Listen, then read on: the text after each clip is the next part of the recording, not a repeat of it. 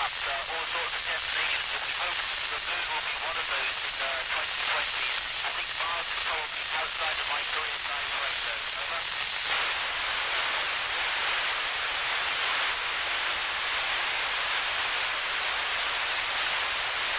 Hi, Shahan. Yes, disease can exist in space, as you know, on Earth. In fact, we have some experiments outside the space station that are testing just how well some forms of bacteria and microorganisms can cope with the vacuum and the temperature fluctuations in space. Over.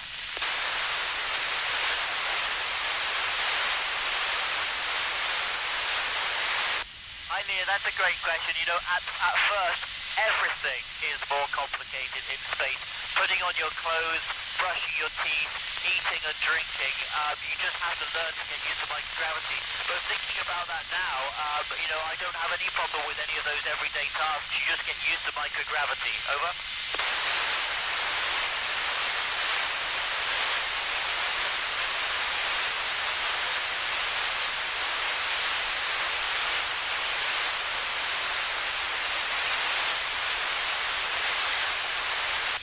Nathan, yes, the sun is different. It's white. We don't get any sort of discoloration from the sun's rays going through the atmosphere, so we see a pure white ball of light. It's very, very bright, and we don't look at it. Over.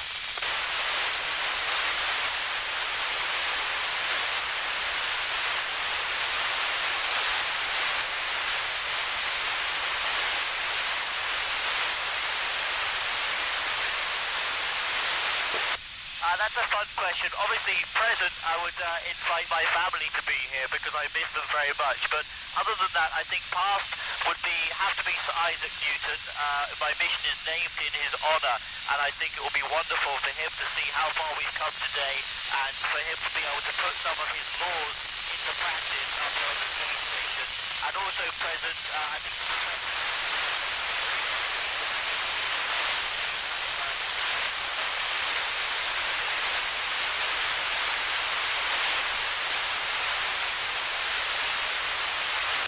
Hi Rosie, your heart beats slower normally in space because it doesn't have to work so hard. It has a really easy time pumping the blood around your body because it's not having to fight it.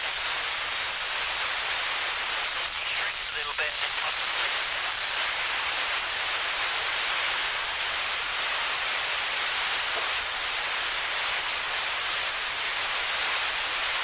Hi Hamad, you know, I think the most important thing is to let your children make their own choices and to do what they're passionate about. That's what I've done throughout my life, so I would just encourage my children to follow their dreams and to follow what makes them happy and what they're passionate about. Over.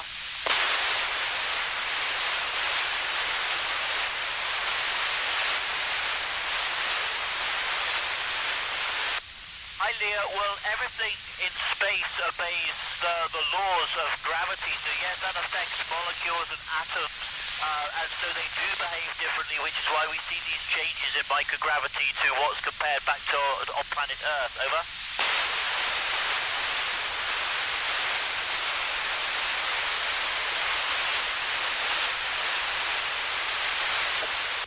Hi Lewis, yes, I think the planets are a little bit brighter and a little bit easier to see. Certainly Mars seems to stand out more from up here than it does on Earth. Over.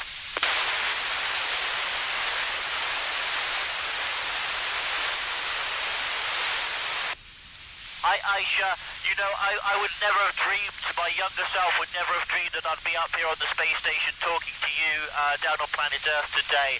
So I would just encourage myself to not change anything and to do exactly the same as I've done. Over.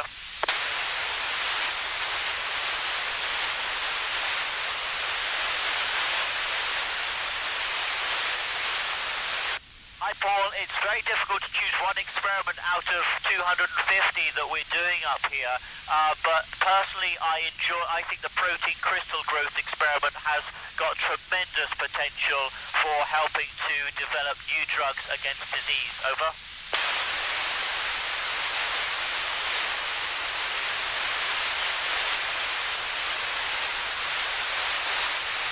That's a fun question. I enjoyed Gravity just because it was a great movie. The cinematography and the way it depicted planet Earth was beautiful, but the science fiction was not quite accurate. Over.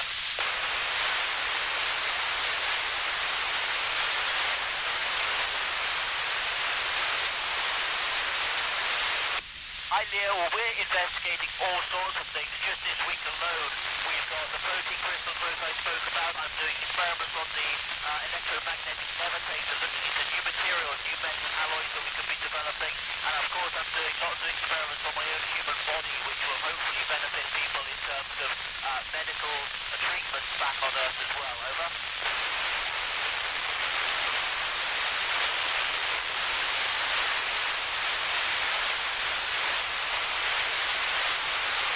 Hi Nathan, what a great question. Well, it would simply obey the laws of physics and it wouldn't stop until something stopped us. And it would just travel according to space-time, so it would change its direction according to any gravitational influences that